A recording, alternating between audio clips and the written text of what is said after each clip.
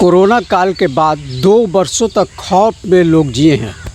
इस वर्ष दुर्गा पूजा और ये अन्य त्योहारों में उमड़ती भीड़ को देखकर इस बार लोगों का मानना है कि छठ के विभिन्न ताल तलैयों पर लोगों की भीड़ उमड़ेगी, श्रद्धालु जमकर पहुँचेंगे।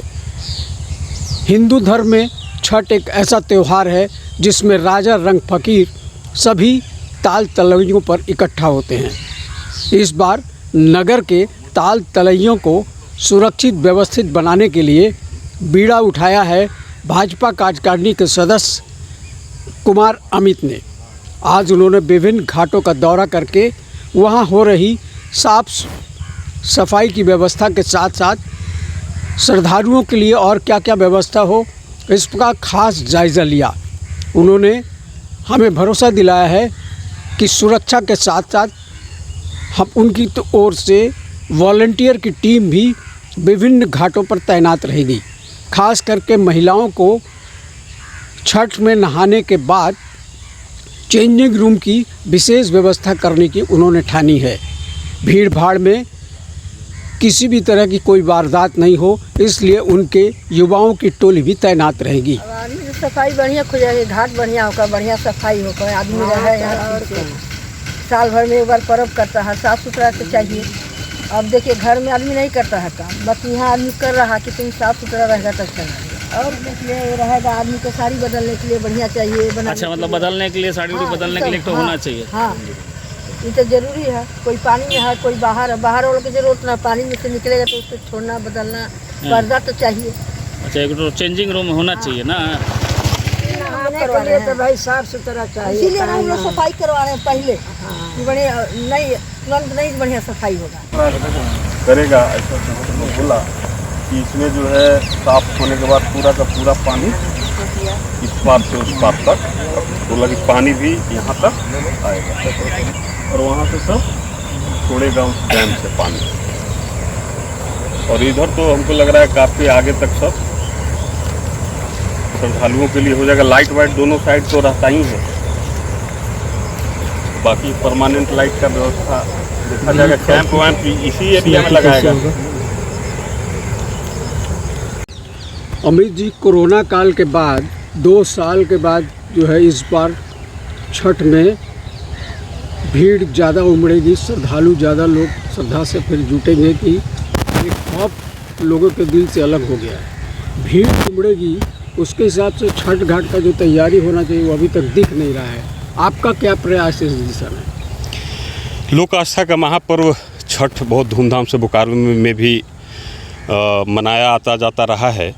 तो बीच में कोरोना का जो पीरियड आ गया था, उसके बाद उस त्रासदी से लोग उभरे हैं और इस बार निश्चित रूप से लोगों में एक उत्साह रहेगा छठ के, और वो उत्साह घाट पे भी दिखेगा। इसीलिए यहाँ पे बीएसएल प्रबंधन का एक बेहतर व्यवस्था हो, उस निमित्त हम लोग आज आकर के इस छठ घाट का भी निरीक्षण हम लोगों ने किया है।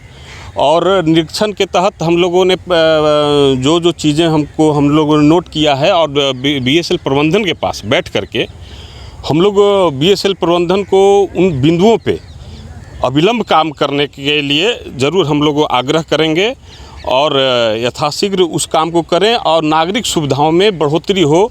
जैसे हम लोगों ने यहाँ पाया कि थोड़ा पानी का जो बहाव है, पहले से लगभग 1 सप्ताह पहले से उसको बहाव को तेज़ कर देना होगा, जिससे कि यहाँ पर्याप्त मात्रा में पानी हो, छठ व्रती उसमें अर्घ दे सकें।